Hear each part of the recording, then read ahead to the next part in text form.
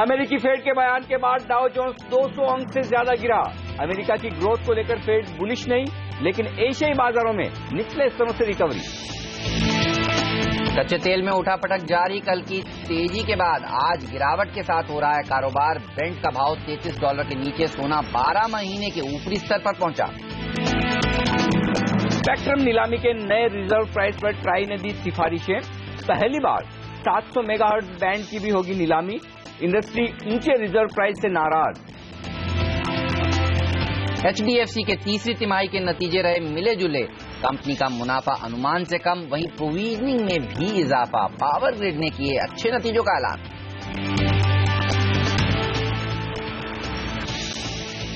आज आएंगे ICICI bank, Maruti, Bharti और वेदांता के तिमाही नतीजे। टाइटन, डाबर, HCC के नतीजों पर भी होगी नजर।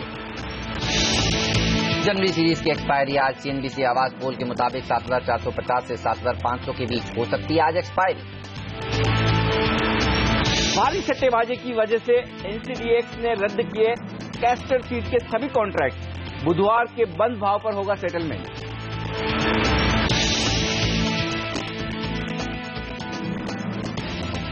और तैयार हो जाइए भारी भरकम एक्शन के लिए। आज है जनवरी सीरीज का आखिरी दिन। बड़ा सवाल है कि एक्सपायरी कहां होगी। नतीजों के लिए आज से बेहद बड़ा दिन और पूरी तरह से ग्लोबल मार्केट से भी काफी मिले जुले संकेत। ऐसे में क्या 7,400 के नीचे फिसलेंगे या 7,500 के पार निकलेंगे, ये है बड़ा सवाल। इसका लेंगे जवाब। नमस्कार, मार्केट काउंटडाउन में आप सबका स्वागत है।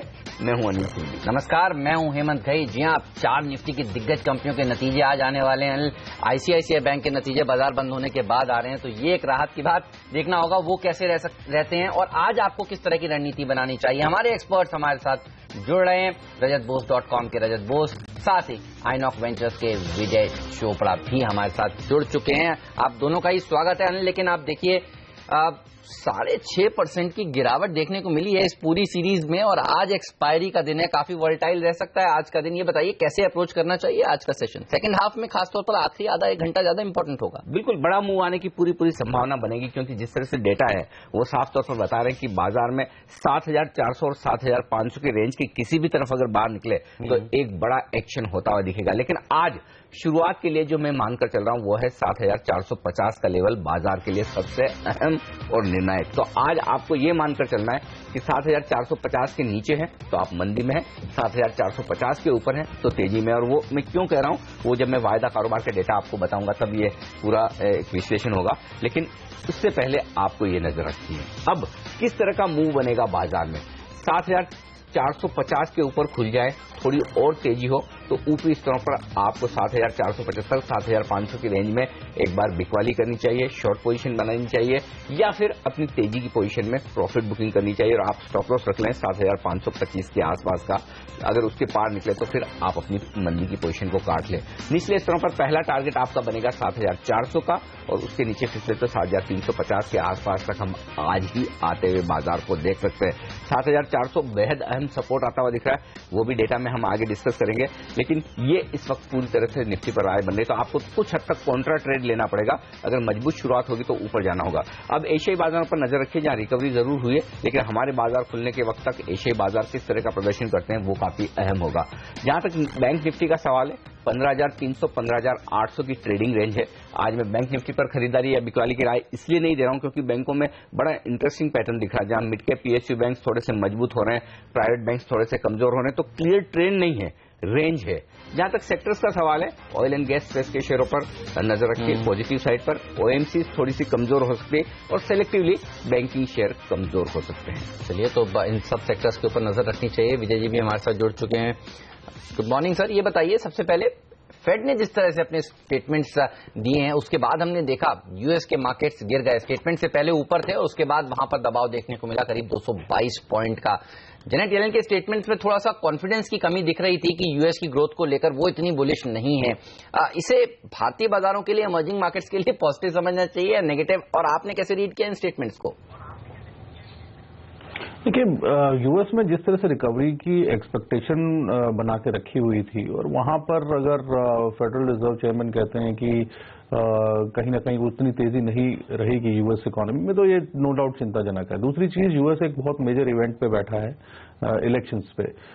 तो यूएस इलेक्शंस के बाद क्या होगा, नई गवर्नमेंट्स आएंगी, उनका क्या व्यू रहेगा, ये भी काफी कुछ ग्लोबल इकोनॉमी को पर भी फर्क पड़ेगा। मगर मुझे लगता है कि यूएस से ज्यादा इस समय जो चीन से जो खबरें आती हैं वो ज्यादा अफेक्ट करेंगी ग्लोबल मार्केट्स को।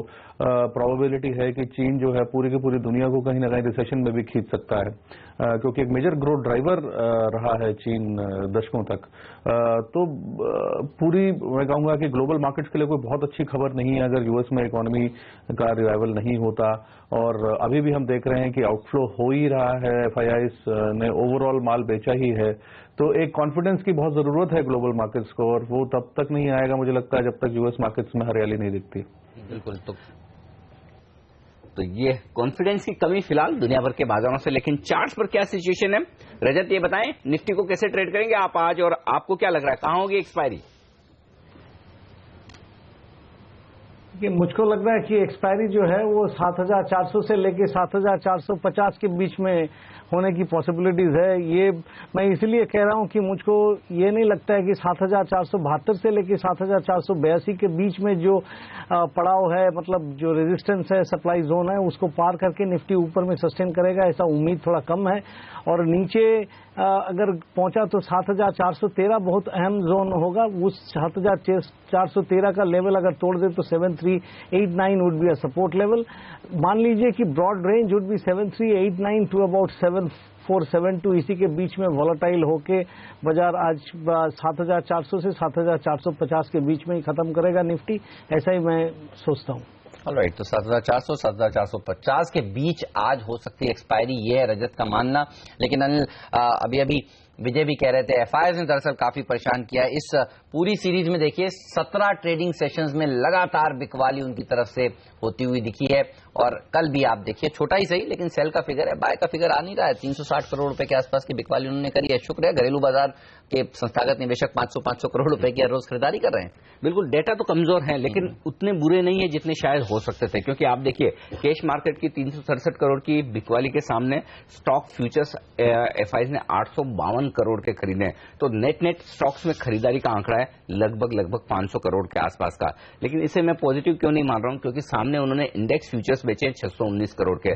तो वो मामला, आप स्टॉक फ्यूचर्स खरीदकर इंडेक्स फ्यूचर्स बेच रहे हैं, बराबरी का हो जाता है। लेकिन जो आंकड़ा बेहतर है, पॉजिटिव है, वो ऑप्शंस में खरीदारी का 1052 करोड़ के जो ऑप्शंस खरीदे गए उनमें काफी हद तक पुट ऑप्शंस जो एफआईआईस ने वहां पर अपनी जो पोजीशन थी वो कम की है, कॉल ऑप्शंस में अपनी पोजीशन कम की है। तो ओवरऑल ऑप्शंस में ऐसा नहीं लग रहा कि मंदी की पोजीशन ज्यादा बनती हुई दिख रही है। मंदी की पोजीशन वो थोड़ी सी जो बनी है वो इंडेक्स फ्यूचर्स में बनती हुई दिखी है। और वहां पर भी आप देखें तो कल के सेशन में निफ्टी के बजाय बैंक निफ्टी में थोड़ी सी एफआईआईस ने अपनी तेजी की पोजीशन को कम किया है और थोड़ी मंदी की पोजीशन बनाई। तो डेटा मिले जुले हैं, और मुझे लगता है इन डेटा में एक्सपायरी का रोल ज्यादा है बजाय इसके कि हम एक डायरेक्शनल कॉल लें।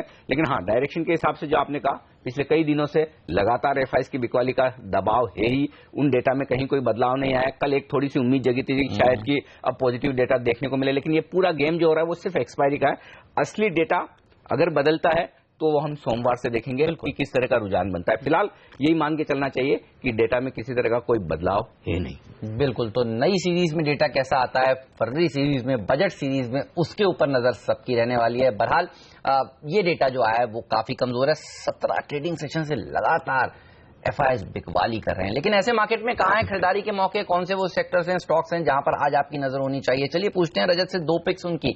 रजत बताइए कैसे ट्रेड करेंगे, 2 शेयर कौन से होंगे जो आज आपने चुने हैं? देखिए, मैंने जो शेयर दो शेयर जो चुने हैं उसमें खरीदारी करने का सलाह नहीं है, वो सेल करने की सलाह है। भेल एक काउंटर है जो कि मुझको लगता है कि 140 रुपया 10 पैसा के ऊपर में आपने स्टॉप लगा के, और 136 रुपया 50 पैसा, 132 रुपया, ये दोनों उम्मीद लेके इसको आप शॉर्ट सेल करते हैं। It's a day trading recommendation. And दूसरी काउंटर जो मैंने चुना है वो भी सेल रिकमेंडेशन है, कोलगेट 881 के ऊपर स्टॉप लगाइए, 837 और 805। कोलगेट की चार्ट बहुत ही खराब दिख रहा है, और ये कल जो रिकॉर्ड वॉल्यूम से गिरा है वो बहुत जबरदस्त वीकनेस की संकेत दे रहे हैं। ये आज के दिन कोई भी ऊपर की रैली मिले तो भी बेचिए जब तक ये 881 ना क्रॉस करके ऊपर ठहरा है। और विजय, आपके 2 पिक्स कौन से आज के लिए? मैं 2 बाय रिकमेंडेशन देना चाहूंगा। टाटा एलेक्सी जो कल करीब 1954 पे बंद हुआ था, इसको 1980 के टारगेट के लिए लिया जा सकता है और एक स्टॉप लॉस जरूर रखें 1920 का। दूसरा स्टॉक है अशोक लेलैंड। कल काफी स्ट्रेंथ दिखाई थी स्टॉक ने, करंट मार्केट प्राइस करीब 88 रुपए का है। इसको 92 रुपए के टारगेट के लिए खरीदा जा सकता है और 84 रुपए का स्टॉप लॉस जरूर रखें। ओके, चलिए, तो अशोक लेलैंड और टाटा एलेक्सी में खरीदारी करिए। भेल और कोलगेट में बिकवाली की राय टेक्निकल चार्ट्स पर नजर आ रही है रजत को। लेकिन एफएनओ एक्सपायरी है आज। ये बताइए, ये जो डेटा रोल ओवर का है उसको देखकर क्या लग रहा है? फरवरी सीरीज थोड़ी बेटर होगी, क्योंकि ये सीरीज में तो 6.5% का बड़ा कट था। नहीं, ऐसा दिख नहीं रहा अभी तक। तो डेटा में ऐसा कुछ नहीं दिख रहा है कि फरवरी सीरीज को लेकर लोग बहुत उत्साहित हों। रोल ओवर 54% के आसपास निफ्टी के हुए 57% के सामने, तो शायद एक दिन की छुट्टी की वजह से रोल ओवर थोड़े धीमे हुए हैं। आज फाइनल पिकअप होते हुए दिखेंगे, लेकिन रोल ओवर्स दोनों ही हो रहे हैं, शॉर्ट रोल ओवर्स भी अच्छे हो रहे हैं। तो इसलिए ये सोचना कि फरवरी सीरीज ज्यादा बेहतर होगी, या फिर लोग ये सोच रहे हैं कि प्री बजट रैली बनेगी, कम से कम अभी तक आज के डेटा से तो वो नहीं दिख रहा। लेकिन जो हम शुरुआत में बात कर रहे थे हेमंत की 7450 आज के लिए निर्णायक लेवल है, उसकी वजह बता दूं। 7450 के पुट पर कल जुड़े हैं 6 लाख शेयर और कॉल्स में जुड़े हैं 7 लाख शेयर। तो एक सिंगल स्ट्राइक प्राइस पर दोनों ही साइड की पोजीशंस बनी है पुट और कॉल की। इस लिहाज से अगर 7450 के ऊपर रहेंगे तो आप तेजी करने वाले ट्रेडर्स को हावी होते हुए दिखेंगे और वो कोशिश करेंगे कि निफ्टी को 7500 की तरफ ले जाया जाए। लेकिन चूंकि वहां पर 60 लाख शेयरों का ओपन इंटरेस्ट है, उसके पार जाने में काफी पसीना आएगा, काफी मुश्किल होगी। बड़े पॉजिटिव ट्रिगर्स चाहिए, जो होना मुश्किल है। अब अगर आप 7500 के नीचे बने रहते हैं तो फिर एक बहुत बड़ा बदलाव कल के सेशन में हुआ है डेटा में, जो हर ट्रेडर को, वायदा कारोबार के ट्रेडर को, निफ्टी ट्रेडर को ध्यान में रखना चाहिए। और वो ये कि जो हाईएस्ट ओपन इंटरेस्ट 7300 पर बना हुआ था इस सीरीज में, वो शिफ्ट होकर ऊपर आया है 7400 पर। अब वहां पर 57 लाख शेयरों का ओपन इंटरेस्ट है। इसका मतलब साफ है कि तेजी करने वाले ट्रेडर्स ये मानकर चल रहे हैं कि 7400 के नीचे आप एक्सपायरी होते हुए नहीं देखेंगे। तो अगर 7400 के नीचे निफ्टी फिसला तो तुरंत आपको आखिरी 1-1.5 घंटे में 50-75 पॉइंट की निफ्टी में बहुत तेजी से गिरावट आती हुई दिख सकती है, क्योंकि फिर वो पोजीशन अनवाइंड होने का, कम होने का खतरा बढ़ेगा। और जैसे 7500 के ऊपर आप निकले तो आसानी से 50-75 पॉइंट की एक तेजी बनती हुई दिखेगी। लेकिन फिलहाल जो संकेत दिख रहे हैं वो ऐसा लग रहा है काफी वक्त बाजार 7450 के आसपास शुरुआत में बिताएगा। उसके बाद आप देखिए स्ट्रेंथ बनती है या वीकनेस बनती है, 7500 की तरफ बढ़े तो पोजीशन हल्की करें तेजी की।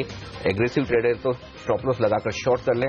7400 की तरफ पहले आए तो वहां पर तेजी की पोजीशन बना लें, 10-15 पॉइंट नीचे का एक स्टॉप लॉस लगा लें। तो मुश्किल दिन हो सकता है ट्रेडिंग के लिहाज से, उतार चढ़ाव रहेगा। लेकिन एक बात ध्यान में रखनी जरूरी है कि मौके ट्रेडिंग के दोनों तरफ मिलेंगे, वॉलेटिलिटी रहेगी। तो ऐसे में सिर्फ स्किल ट्रेडर्स के लिए और न्यूज फ्लो पर आपको नजर रखना होगा दोनों ही तरीके से।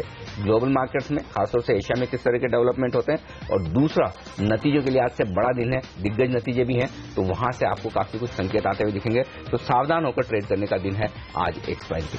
बिल्कुल, चलिए, तो कॉशियस हो जाइए। आज के दिन ICICI Bank, Bharti Airtel, Maruti, Vedanta, ये 4 निफ्टी की कंपनियां हैं और दर्जनों मिड कैप्स हैं, हैवी वेट्स, जिनके नंबर्स आज आने वाले हैं। और बाजार बंद होने के बाद कल एचडीएफसी, जस्ट डायल और यूनाइटेड स्पिरिट्स ने भी निराश किया है। तो देखना होगा इस पर किस तरह का रिएक्शन आज मार्केट देता है। लेकिन आइए आगे बढ़ते हैं और आपको बताते हैं कि 5 दिग्गज एक्सपर्ट्स क्या कह रहे हैं निफ्टी को आज किस तरह से आपको ट्रेड करना चाहिए। प्रभुदास लियाजर की वैशाली पारेख कह रही हैं कि निफ्टी में आप खरीदारी करने की चेष्टा करें। आज के दिन 7485 तक के टारगेट देख सकते हैं आप, और 7360 का स्टॉप लॉस भी जरूर रखना चाहिए। आर के ग्लोबल के राकेश मंसल लेकिन कह रहे हैं कि बिकवाली कीजिए। 7488 का स्टॉप लॉस है और 7350 के लक्ष्य के लिए वो बिकवाली करना चाहते हैं। फर्स्ट स्टेप कैपिटल के एमडी कृणाल दायमा निफ्टी में बिकवाली करने की सलाह दे रहे हैं। टारगेट देख रहे हैं वो 7375 का, स्टॉप लॉस रखिए 7480 का। खरीदारी की राय है यूनियन एडवाइजरीज के अनुज दीक्षित की, और उन्हें लगता है 7380 के स्टॉप लॉस से तेजी करनी चाहिए। ऊपर का लक्ष्य वही है 7480, लेकिन उसके ऊपर का जो नेक्स्ट लेवल दिया है वो काफी इंटरेस्टिंग है, 7570 का। आईडीबीआई कैपिटल के एके प्रभाकर निफ्टी में बिकवाली करने की सलाह दे रहे हैं। टारगेट वो दे रहे हैं 7100 के। आने वाले दिनों में टारगेट अचीव हो सकते हैं, उनका ये मानना है। 7540 का एक स्टॉप लॉस भी जरूर रखना चाहिए। ओके, तो ये 5 एक्सपर्ट्स की राय मिली जुली। 5 में से 2 एक्सपर्ट्स हैं बुलिश और 3 कह रहे हैं कि तेजी करिए। और ऐसे में ऊपर का लेवल बेहद साफ नजर आ रहा है। वो पहला लेवल जो अहम है वो 7480 से लेकर 7500 की रेंज का है। इसके ऊपर जाना होगा मुश्किल, और नीचे की तरफ 7380 के आसपास दिख रहा है पहला और अहम सपोर्ट। ये हमारे 5 एक्सपर्ट की राय के मुताबिक। वक्त एक ब्रेक का, और ब्रेक के बाद जब लौटेंगे लेकर आएंगे आपके लिए टॉप 5 स्टॉक्स, वो स्टॉक्स जहां पर खबरें हैं या फिर नतीजों के दम पर दिखेगा एक्शन। आज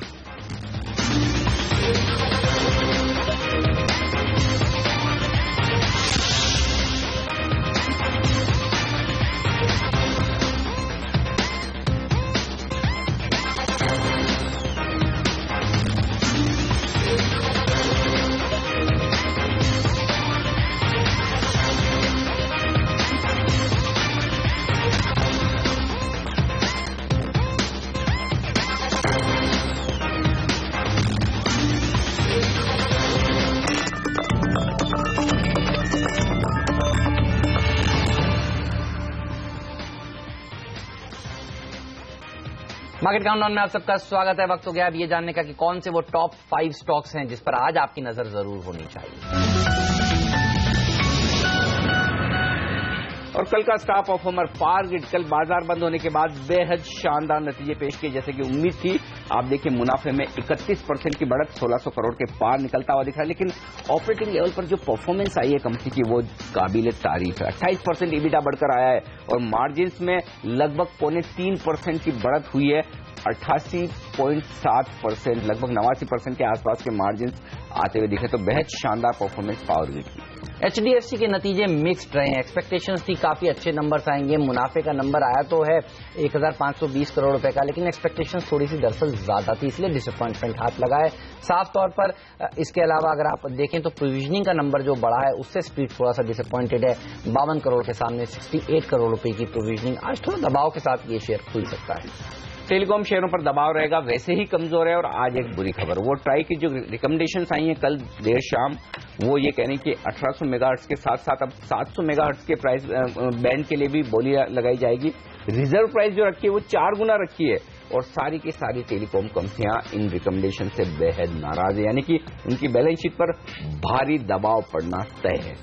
और इंजीनियर्स इंडिया का दरअसल ओएफएस कल खुल जाएगा। 10% हिस्सेदारी सरकार बेचना चाहती है और आज बाजार बंद होने के बाद ओएफएस का फ्लोर प्राइस का घोषणा होगी। तो जब हम देखते हैं कि सरकार हिस्सेदारी बेचना चाहती है, उससे एक दिन पहले स्टॉक में दबाव देखने को मिलता है। एफएनओ में है ये काउंटर, आज ये प्रेशर में रह सकता है। एक और सरकारी कंपनी रखी है आपने रडार पर, टाइड वाटर, और यहां पर आज कंपनी के नतीजे तो आने ही वाले हैं, लेकिन नतीजे से ज्यादा अहमियत है बोनस और स्टॉक स्प्लिट पर आज विचार होगा बोर्ड बैठक में। स्टॉक इसके चलते काफी पहले तेजी जरूर दिखा चुका है, तो आज देखना होगा स्टॉक में किस तरह का एक्शन नजर आता है।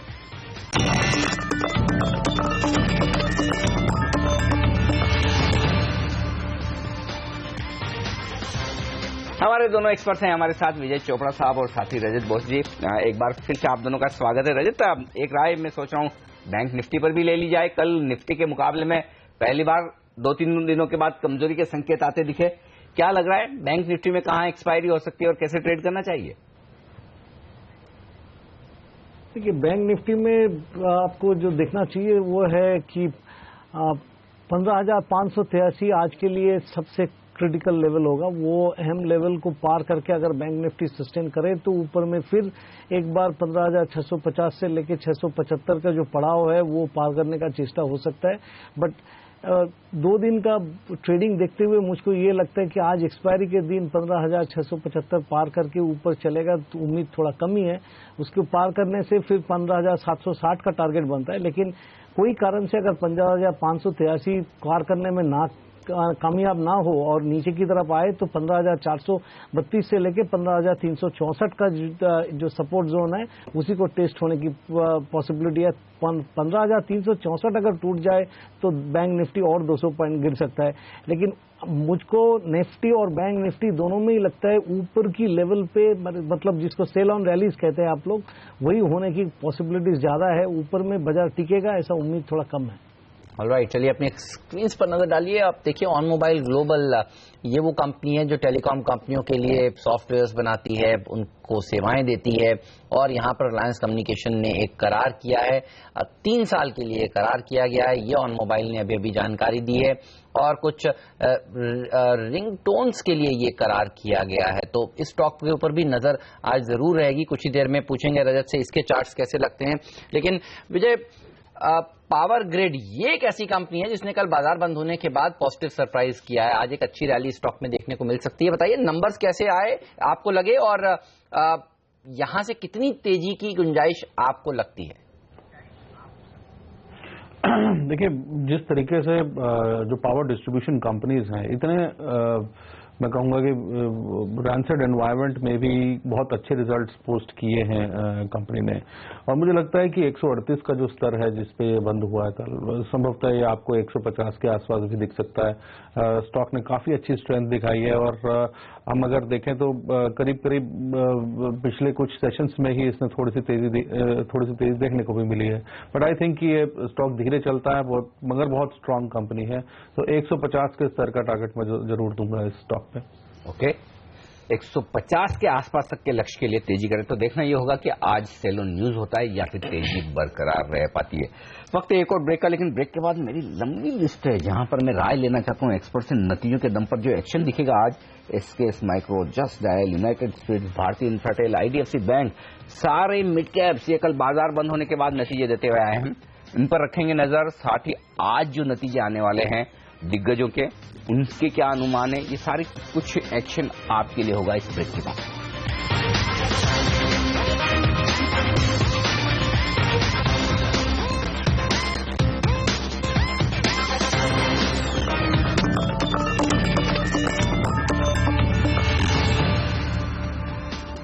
मार्केट काउंटडाउन में आप सबका स्वागत है।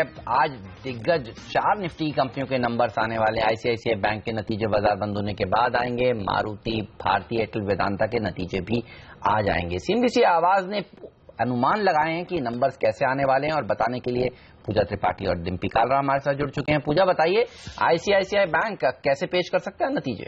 आईसीआईसीआई बैंक के कमजोर नतीजे की उम्मीद है। जो एनपीए लेवल है इस बार हमारा अनुमान है कि वो इस बार अपने हाईएस्ट लेवल पर हो सकता है। अगर पिछले 6 क्वार्टर से हम कंपेयर करें तो पिछले क्वार्टर भी ये 3.8% के आसपास था। इस बार हमारा अनुमान है कि जो लेवल्स हैं ये बढ़कर 3.9% तक पहुंच सकते हैं, क्योंकि जो बैंक का एक्सपोजर है वो इंफ्रा और मेटल कंपनियों में काफी ज्यादा है, और आरबीआई ने जो निर्देश दिए हैं बैंकों को अपनी बुक क्लीन करने के लिए, तो उम्मीद की जा रही है कि इसकी वजह से आईसीआईसीआई की प्रोविजनिंग बढ़ सकती है, इनके एनपीएस भी बढ़ सकते हैं, और मुनाफे में हमारा अनुमान है कि जो बड़े हुए प्रोविजन है उसकी वजह से मुनाफे में दबाव देखने को मिल सकता है। 5% के आसपास की बढ़त की हम उम्मीद कर रहे हैं, लेकिन कमजोर नंबर्स रहेंगे आईसीआईसीआई बैंक की तरफ से। ओके, आईसीआईसीआई बैंक के कमजोर नतीजों की उम्मीद है, लेकिन देख लेते हैं कि आज यहां पर ट्रेड किस तरह से करना चाहिए।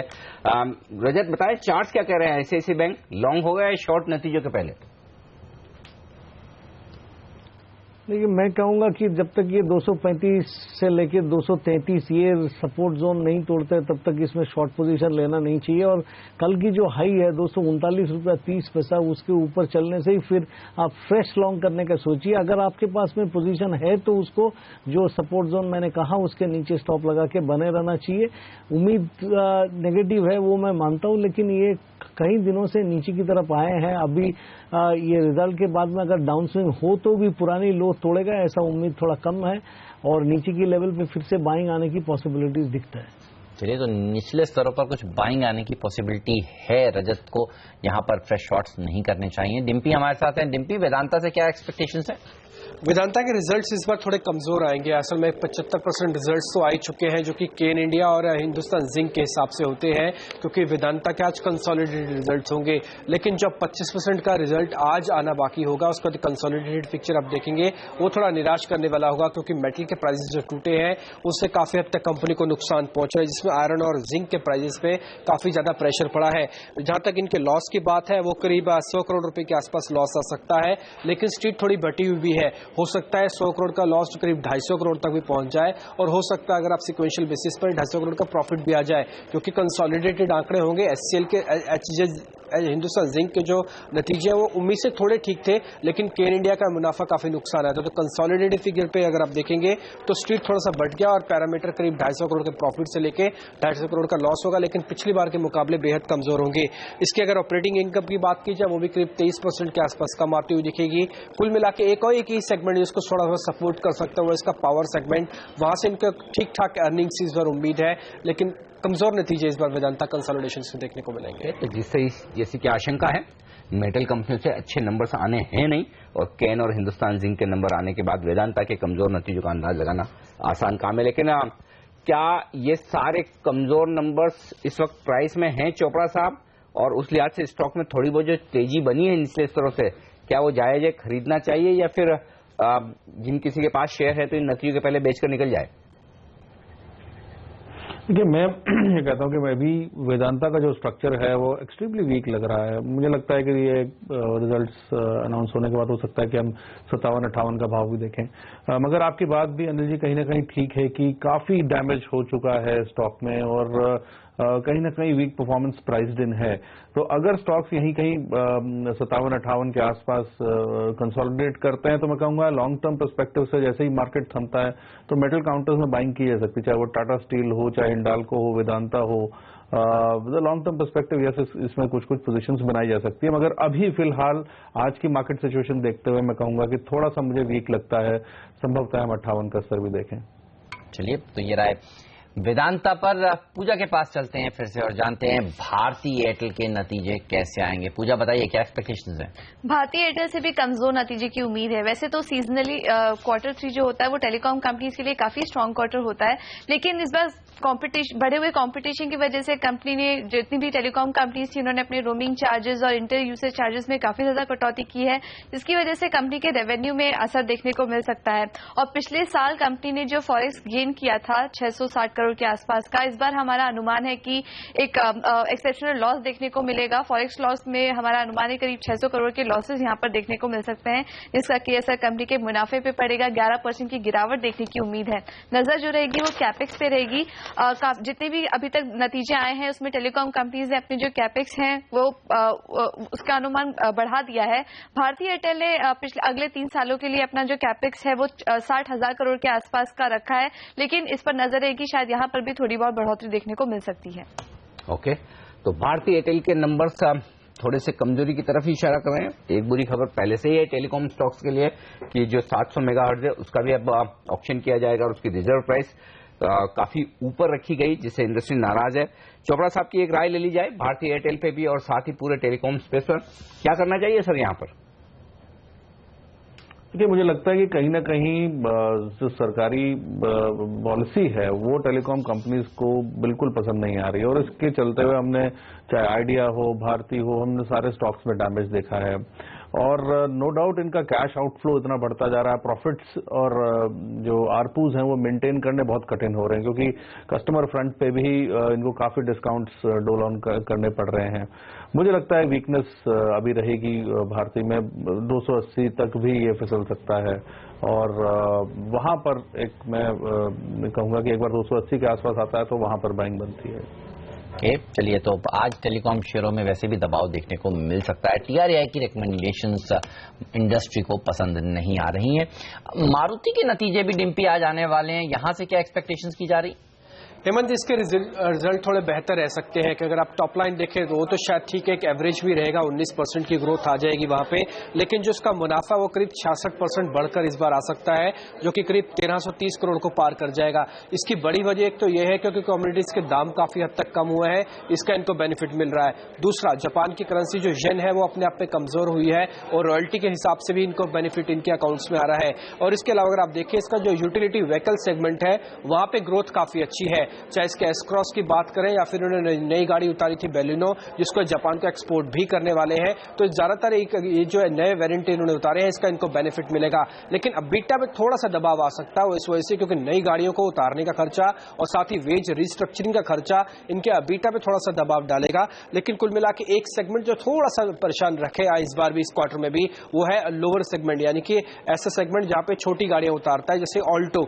पिछली बार भी हमने देखा था वहां पे ग्रोथ बहुत ही कम थी, सिर्फ 2% की थी। शायद यहाँ पे इस बार भी थोड़ा सा प्रेशर आ सकता है, यहीं पे ज्यादा ध्यान देना होगा कि प्रॉफिटेबिलिटी 66% रहे, साथ ही इसका लोअर सेगमेंट अगर ठीक आ जाता है तो शायद इसको अच्छा रिजल्ट्स के तौर पर बिल्कुल देखा जा सकता है। आज रजत, मारुति पर आपसे राय लूंगा। मैं चार्ट देख रहा था महीने भर का, 4700 के लेवल से ये फिसल कर पहुंचा 3900 के आसपास, थोड़ा उससे नीचे इनफैक्ट, और उसके बाद रिकवरी होना थोड़ी शुरू हुई है। पहले तो ये बताएं कि मारुति के लिए क्या लेवल्स ऊपर और नीचे की तरफ अहम है नतीजों के पहले, और अगर एक सौदा करना हो आज रिजल्ट से पहले तो वो क्या होगा, तेजी का या मंदी का? देखिए, पहले तो आपको मैं ये बताऊंगा कि आपके चैनल में मैंने कई बार बोला था कि 4700 4500 के ऊपर में इसमें काफी डिस्ट्रीब्यूशन कई महीनों से चल रहा है। अभी फिलहाल जो लेवल अहम बनता है वो ये है कि कल 4180 के आसपास में जो हाई बनाया था वो से 4000 वहां से लेके 4220 तक का जो स्तर है ये इसके लिए एक सप्लाई जोन बनेगा। अगर अच्छी रिजल्ट आता है, लोगों की परसेप्शन अच्छा होता है, तो ये जो पड़ाव है, ये जो रेजिस्टेंस जोन है, इसको पार करके मारुति को ऊपर चलना पड़ेगा, 4220 के ऊपर ट्रेड होना पड़ेगा। अगर वो नहीं होता है और थोड़ी सी डिसअपॉइंटमेंट आ जाता है तो 4090 काफी अहम लेवल बनेगा। वो 4090 का स्तर तोड़ने से पिछले दिनों में जो लो बनाया था उसी के आसपास दोबारा पहुंचने की तैयारी में ये आ जाएगा। तो इसीलिए मेरे ख्याल से ऊपर में सेलिंग आएगा, ऐसा ही मैं मानता हूं। ये ऊपर में टिकेगा नहीं।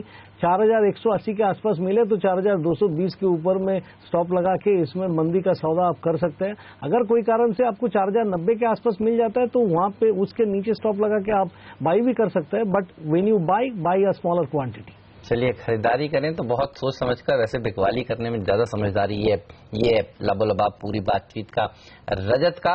लेकिन एसकेएस माइक्रो बेहतरीन नंबर्स इसने पेश किए हैं। मुनाफा देखिए 94% बढ़ा है, एनआईआई में 74% का इजाफा देखने को मिला है।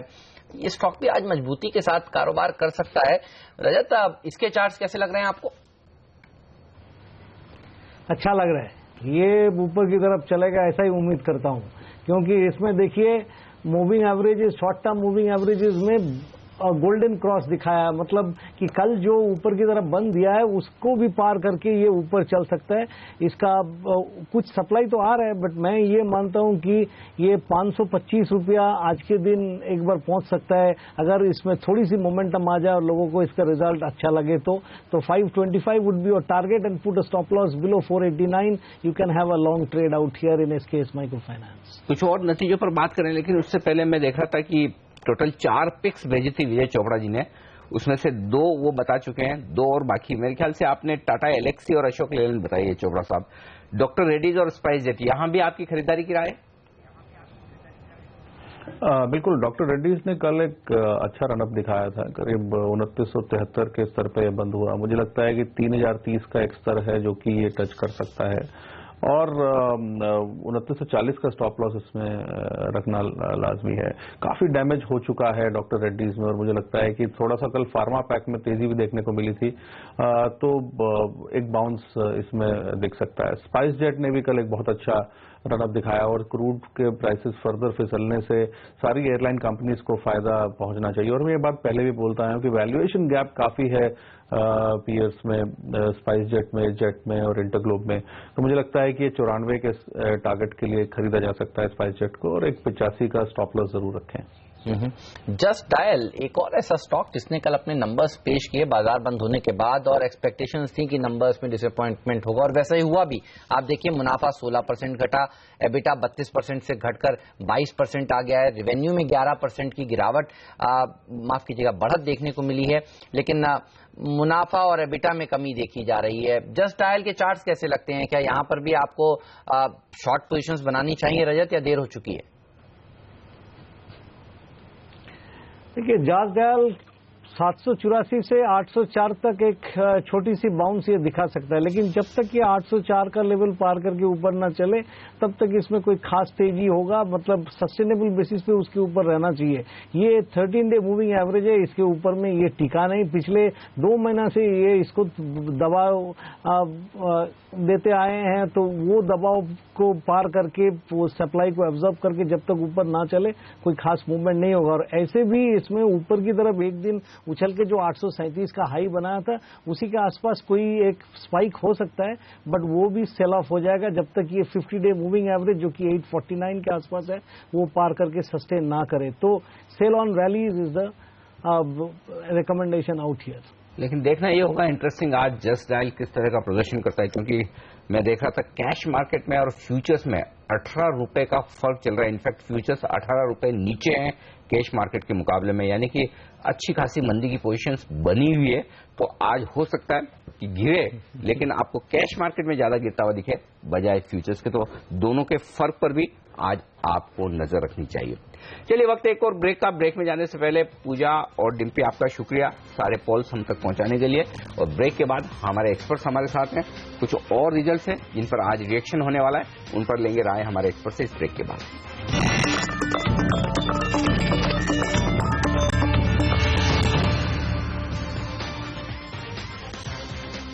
स्वागत है आप सभी का सीएनबीसी आवाज पर। आप देख रहे हैं मार्केट काउंटडाउन। हमारे एक्सपर्ट रजत बोस और विजय चोपड़ा हमारे साथ बने हुए और हम चर्चा कर रहे हैं उन स्टॉक्स की जिन्होंने अपने नतीजे दिए कल बाजार बंद होने के बाद और आज खुलने के साथ साथ यहां पर रिएक्शन देखने को मिलेगा।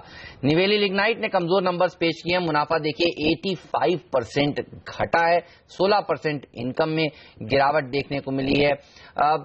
चार्ट्स कैसे लगते हैं रजत इसके, और इसके लिए कौन से इंपॉर्टेंट लेवल्स हैं आज के दिन?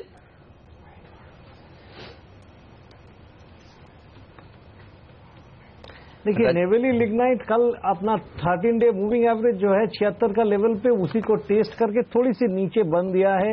इसमें कल थर्ड डे था जिसमें कि ऊपर की तरफ क्लोजिंग देते आए हैं ये। आज के दिन वही देखना चाहिए कि कल का हाई जो है 73 रुपया 80 पैसा 76.25 जो हाई दिखाया था उस हाई को पार करके अगर सस्टेन करे तो ऊपर में 79 से 80 तक एक मूव आपको देखने को मिल सकता है। इसमें अगर तेजी की पोजीशन आपने लेंगे तो 74 रुपया 80 पैसा के नीचे स्टॉप लगाइए, उसके नीचे मत देखिए। ओके एक और stock engineers India limited EIL, इसका 10% का ऑफर फॉर सेल कल आएगा और आज देर शाम तक इसके प्राइस की घोषणा की जाएगी। चोपड़ा साहब अपनी राय बताएं, क्या ऑफर फॉर सेल में पैसा लगाना चाहिए इस शेयर में? यदि हाँ तो क्या सही प्राइस होनी चाहिए, क्या रीजनेबल प्राइस होनी चाहिए जहां पर एक खरीदारी का मौका बन सकता है ऑफर फॉर सेल में, वो बताएं ताकि EIL में क्या निवेश का मौका बनेगा आज?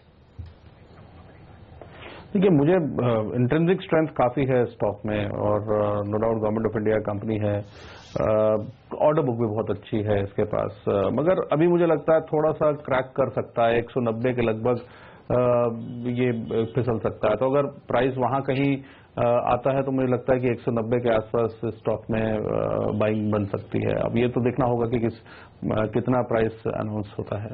बिल्कुल, तो आज बाजार बंद होने के बाद OFS का बैंड प्राइस तय होगा और उसके बाद कल ये OFS खुल जाएगा। लेकिन state bank of Mysore provisioning देखिए यहां पर काफी बढ़ी है, 118% प्रोविजनिंग बढ़ी है। ग्रॉस NPA में आप देखिए करीब करीब 34% का इजाफा देखने को मिला है। नेट NPAs में भी आप देखिए इजाफा देखने को मिला है, 4.19% से ये बढ़कर 5.48% हो गए हैं। तो ये PSU बैंक का जिसके प्रोविजनिंग को लेकर बड़े बड़े सवाल अब उठे हैं। ये बताइए रजत, हालांकि लिक्विड शेयर है, ज्यादा वॉल्यूम्स इसमें होते नहीं है, लेकिन चार्ट्स पर कैसा लगता है आज खुलने के साथ यहाँ पर प्रेशर देखने को मिले तो कौन से लेवल्स हैं जो इम्पोर्टेंट है?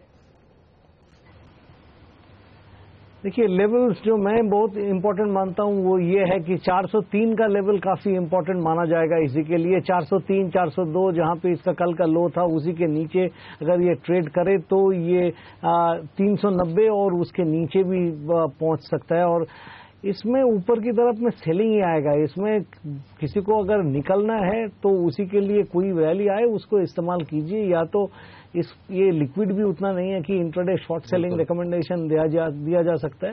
That is it. ये वीक काउंटर है, इसमें इतना ध्यान नहीं देना चाहिए। ओके तो फिलहाल कमजोर है और नतीजों के लिहाज से तो आज इस स्टॉक की जमकर पिटाई होना तय है। देखना होगा कितना गिरता है, वो इंटरेस्टिंग होगा। वक्त एक और ब्रेक का, और ब्रेक के बाद लौटेंगे कुछ और स्टॉक्स पर हम करेंगे फोकस, लेंगे हमारे एक्सपर्ट से राय। बने रहिए हमारे साथ।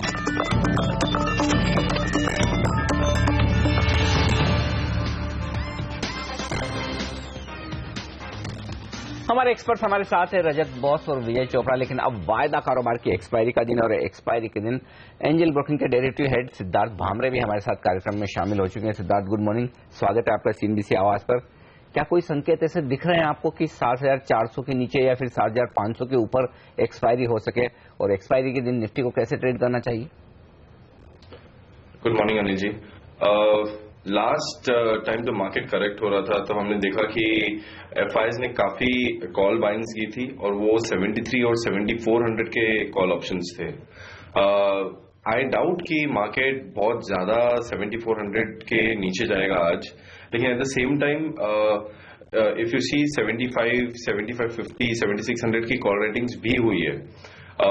SGX निफ्टी ग्लोबल क्यूज अगर मैं देखूं तो हो सकता है हम 25 से 30 पॉइंट की उछाल देखें और slightly more.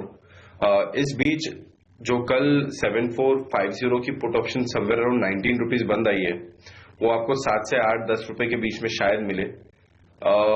It is possible 7450, 7460 के आसपास जाके हम वापस 7400 की तरफ डिप करें, तो वो पुट ऑप्शंस बाय करना मुझे लगता है कि सही होगा। Very easy strategy beginning of the trades, लोग ये करेंगे कि दे विल सेल 7350 का पुट एंड 7500 का कॉल ऑप्शन, जो भी उसमें 5, 6, 7 रुपीज जो मिल रहा है। I think people will try to capitalise on that, but वो उससे बेटर स्ट्रैटेजी ये होगा कि अगर उछाल में आप 7450 का पुट ऑप्शन आज खरीदें, नॉट फॉर कि वो 10 रुपए का 100 रुपए हो जाएगा, but you can multiply your money over there. Okay, चलिए, तो ये रहा है निफ्टी पर। लेकिन सिद्धार्थ, ये बताइए बैंक निफ्टी के लिए कौन से इंपॉर्टेंट लेवल्स हैं, और आप ये भी बताइए साथ में अगली सीरीज के लिए क्या व्यू मिल रहा है जिस तरह से डेटा बना है। पहले मैं अगली सीरीज के बारे में बात करूंगा कि रोल ओवर जो निफ्टी में हो रहे हैं और बैंक निफ्टी में हो रहे हैं वो एवरेजेस के हिसाब से ही है, एंड नीडलेस टू डिस्कस कि ये लॉन्ग या शॉर्ट है, ज्यादातर शॉर्ट पोजीशंस बन रही है। लास्ट 2 दिन ये जो भी फॉल हुआ था 7900 से 7200 के आसपास तक, हमने देखा कि एफआई सेलिंग कर रहे थे, तो we all were discussing it selling, लेकिन वो आधी पोजीशन ऑलमोस्ट वो आर्बिट्राज अनवाइंडिंग थी बिकॉज कॉस्ट ऑफ कैरी कम हो गई। तो जो फिगर दिख रहा है sale figure, that's not actual sale figure. दूसरी बात ये कि इस दौरान ये लोग शॉर्ट पोजीशंस नहीं बना रहे थे इंडेक्स फ्यूचर्स में, जो मुझे लगता है कि बहुत इंपॉर्टेंट पैरामीटर है डायरेक्शन जानने के लिए। लास्ट 2 दिन में हमने देखा है कि इंडेक्स फ्यूचर्स में फ्रेश शॉर्ट पोजीशंस बनी है एफआईएस की। अगले सीरीज के लिए मुझे लगता है कि स्टिल 7550, 7600 ये बहुत स्ट्रॉन्ग रेसिस्टेंस रहेगा और हम वो रेसिस्टेंस के पास ही है। Initial part of February series मुझे नहीं लगता कि मार्केट में एक बहुत बड़ा उछाल होगा। We all will start talking about budget और एक्सपेक्टेशंस, प्री बजट रैलीज की बात होगी, लेकिन मुझे नहीं लगता कि वो प्री बजट रैली शायद होगी हमारे मार्केट में। This market still remains hello on rise market, लेकिन ये एक वन डायरेक्शनल क्रैश हो जाएगा बड़ा, वैसा मार्केट नहीं है। आपको चांसेस मिलेंगे मार्केट में बाउंसेस आएंगे और सेल ऑन राइज मार्केट है। तो डोंट फॉलो ब्रेकडाउन या ब्रेकआउट थियरीज, उसमें ज्यादातर आपको लॉसेस होगी। और जहां तक बैंक निफ्टी का सवाल है, बैंक निफ्टी का जो प्रीवियस रेसिस्टेंस था, सपोर्ट था 16,000, 16,100 के आसपास, जो हम देख रहे थे कि initial part of Jain series में काफी अच्छा सपोर्ट लिया था निफ्टी बैंक निफ्टी ने वहां पे। I think that would be resistance now.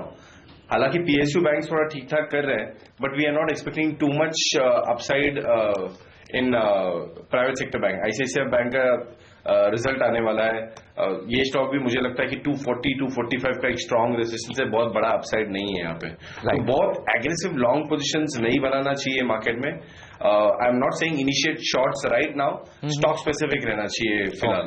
Perfect. तो ये राय है बैंकिंग शेयरों पर। वक्त एक ब्रेक का, ब्रेक के बाद लौटेंगे, लेकर आएंगे आपके लिए प्री ओपनिंग सेशन, बताएंगे आपको रुपए की शुरुआत भी और साथ ही होगा पहला सौदा इस छोटे से ब्रेक के बाद।